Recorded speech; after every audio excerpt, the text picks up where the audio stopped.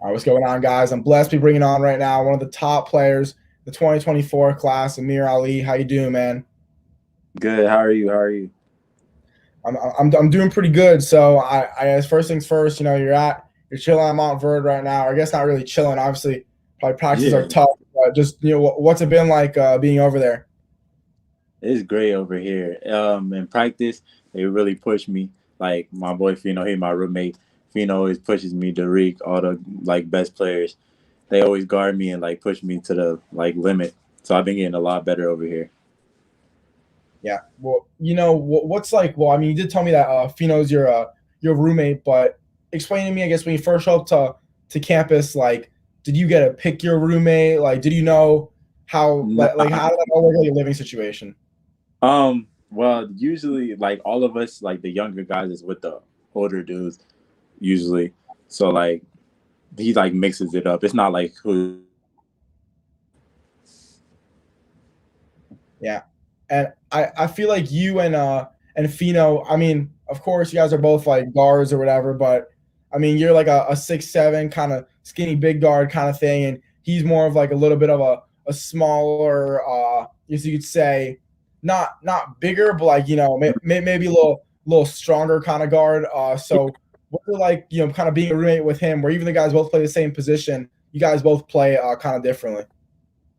Sorry, can you say that last part again? You said what Yeah. do I?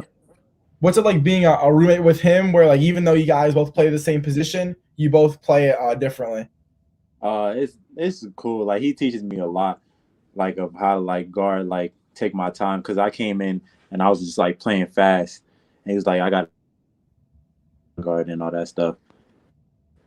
And he's like a hard worker, so he's been pushing me, and I wanted to be like him and all that shit. Yeah. So when you like first show up to Montfort Academy, because I realized like I'm not gonna throw out like names or anything, but obviously even watching some players that were at Montfort last year for their first year and now this year they're playing a lot better, and even some guys that were new to the team that just joined, like I could kind of tell there's some like Montfort is a different, it's an NBA style program, or at least like college, like the way you guys are compared to any of the other teams I've seen is just so much more professionally. I feel like the sets are just unbelievable. So just I don't even know if you are completely adjusted, but how have you just tried to play your best when you're learning all these new things? Because Montverde is just so Yeah, different compared to any other program in the country. yeah. I adjusted. I'm adjusting still. It's tough, but like I just look at the older dudes and try to take from what they got and like just been playing. So what's been like the toughest adjustment you think? Definitely playing guard for surely, because like all day, like Fino and Derek is on me. Yeah. But like you are, I mean, like back at home, like you are a point guard. Or is that a position like you Yeah. just changed to? I was in guard, but I really wasn't like a point guard. I was kind of a shooting guard, but they like see a little bit of Cade in me and all that stuff, so they wanted me to be a point guard. And like towards like the end of the season last year, I was actually playing point guard for my old school, so I'm like learning still a lot from over here. Yeah, well, that's actually like, really tough for them to say. Like, they kind of see a little bit of Cade in you. Just what did Yeah, that like statement make you feel when someone's saying like, "Yo, we see Cade Cunningham, the number one draft pick. Like, we see some of him inside of you. Like, just how does that make you feel?" yeah. I still gotta work hard because like that don't mean anything. It's just like saying I got a lot of potential. I just gotta work up to it, basically. Yeah. And were there any maybe like Montverde alumni that almost, I mean, not like hit you up directly and said, "Yo, you got to come to Montverde," but were there maybe any alumni you're seeing playing in the NBA right now, or that played in college that you maybe kind of look up to a little bit, and that's one of the main reasons why you chose to go to Montverde? Yeah, well, Kade's dad actually talked to my dad, and he was like, "This is the right fit." And like Cade coming like junior year, he was doing like getting way better and all that stuff. So, and then I talked to the coaches and like even though some of the players like Derek and all them, seeing if it was a good fit, and it like just worked out, and it has been. Yeah. So in terms of like chemistry with your teammates, I mean, rooming with them, or I mean, at least rooming with Fino, like you guys obviously have to get along because you guys are rooming with each other and Yeah. everything. But like, what is it like? now besides learning a new system, having to become friends with new guys and meet a bunch of new players and just be liked with the rest of the teammates? Actually, like the first day everybody came, we just clicked. Like we were just joking around all day, and like we just clicked. And on the court, we've been like serious during practice, but like chemistry was not really a problem with us, because like off the court we would just be all together and like joking around, having fun together. Like, oh, I don't know how he plays, because like everybody know how each other plays and like they know their spots and everything. And your team too, like there's like I mean, of course there's players on your team, like there's enough, for people to rest and breathe and everything, but like compared to even most public high school teams down here in South Florida, like you guys have nobody on your team. It's just a bunch of really, really good players and that's kind of how you guys win. So would you say that's a huge benefit to why you guys are so close? Is because there's only like five guys, well, like only so many different guys you can hang out with, so you don't really have many options, I guess. Yeah, it's still nice. Like sometimes they be annoying, to be honest. Like they'll annoy you, but like it's just fun being here. Honestly, like with the team, like everybody's chemistry and like we could still count on you, but we could still joke at the same time. But like if you need help or something, like real help, like everybody will be there for you. So Yeah. it's like brotherly love.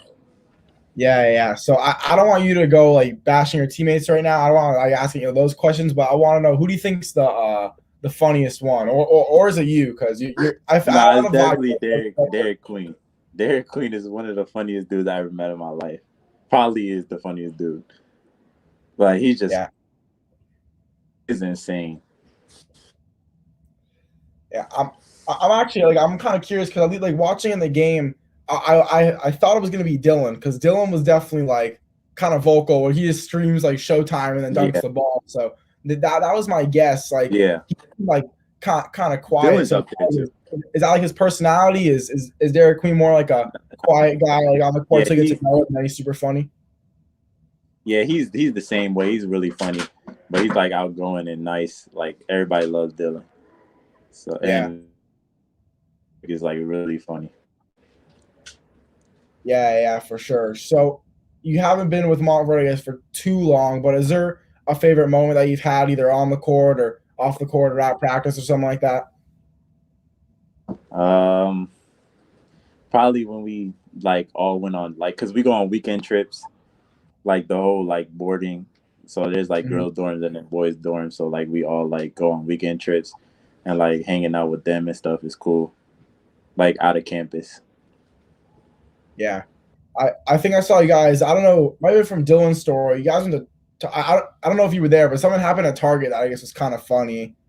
I Yeah, don't really, I don't really like remember too much. I just remember seeing something at Target, like a laughing emoji. But yeah, I guess those things. I heard those are fun from other people too. I just went to the school, but just about like Montverde now in terms of the literal school itself, like just almost the whole school in general. Like what makes that school just so much special compared to let's say going to IMG or Sunrise Christian or something like that? Because I've heard that like just Montverde just in general is just such a great place to be.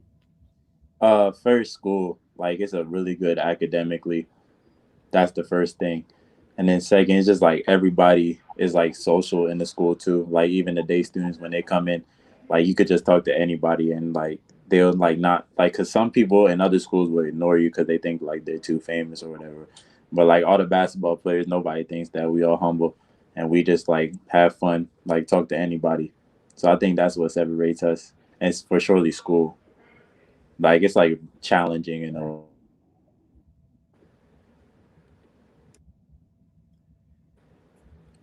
Yeah, and I like how you said how like I guess anyone could talk to any basketball players like you would think and even I think this too like I thought you were gonna be like a little quiet have to get you like loosened up a little bit but you join super chatty you seem kind of super into it right away so obviously kind of got to throw that bad expectation out the window but just what does it show about you as a person where you're this top 25 ranked 2024 player definitely a special prospect being a 6'7" guard and you're just so humble and so outgoing. Just how are you able to develop that character trait of just complete humbleness? Just I don't know. I got it really from my dad. Like he's always been humble, And like my dad's a really hard worker. Like he owns a business, and like he brung it up from the ground, and he waited like 10 years for his turn. So I got it from my dad. Usually, really. Yeah. I'm curious now though. Like I feel like if I was your dad, that's definitely a humbling experience. But once you kind of get to that point, I think actually Deshaun Ruffin, I'll never forget when he told me this in the interview I did with him was he said like he'll always like not really talk trash. He'll kind of always be a humble guy and like won't brag until he's in like a mansion basically, and you know he bought a house for his mom and his family and everything like that. Then he'll just go on and start bragging and taking days off and everything like that because that's when he knows the work's complete. So I'm curious, is your dad at all kind of brag about that now? Like that's a pretty big accomplishment to put in that time and then get that result. Oh no, he don't brag about that. He still knows I got a lot of work left. Like he's a proud father for surely, but he still pushes me every day. Like we're like the most behind, and like Yeah, he wakes me up. Like in the summers, he would wake me up 5 in the morning. He don't care what time I slept. He'll take me to the gym when I don't even want to, and he'll work me out and all that stuff. Like he really wants me to go far. for sure. And about yourself, like even for me, I consider myself an extremely humble guy. Like I don't really go off telling people my business or anything like that. But there's still like some things like if I end up talking to LeBron James one day, there's no way that I'm not going to be able to tell people I just talked to LeBron James. Like there's just some stuff that Yeah. you gotta tell people. Is there anything maybe for you where like something happens to you, maybe basketball related or like a goal you achieve at like something that you just really want to go and just brag about? Uh, uh, Not really. Only like probably if I dunked on somebody. Yeah, Like yeah. So there is something. Okay. yeah, for surely. Yeah. What's your? Well, I was about to say like I can't. I was about to ask. I was about to say what's your body count, but I guess I can't like. I gotta like I gotta put context to that. So what's your dunking Yeah. on somebody dunking on somebody count? uh, Probably more than five. But Okay, like I it mean, was not bad. on. It was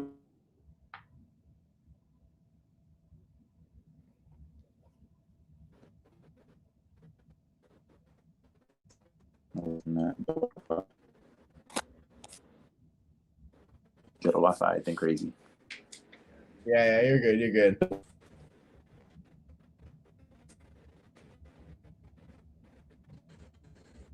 What's up with the Wi-Fi, bro?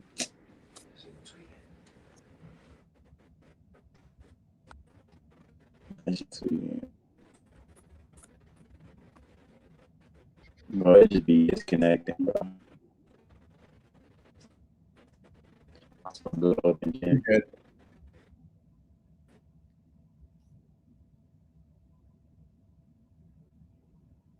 All right, guys. Look like he's gonna be refreshing his page, but yeah, I guess while we wait, let's chillax, whatever.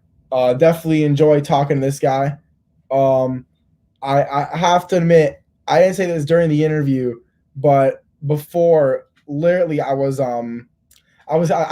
kept staring at him because I saw him in person, and I thought like it was him, but I wasn't sure because I thought that he like lived up northeast or something like that. It wasn't at Montverde because I was forgot there was nothing on his feed like I'm at Montverde. So because he's obviously a humble guy, he's not going to brag about that.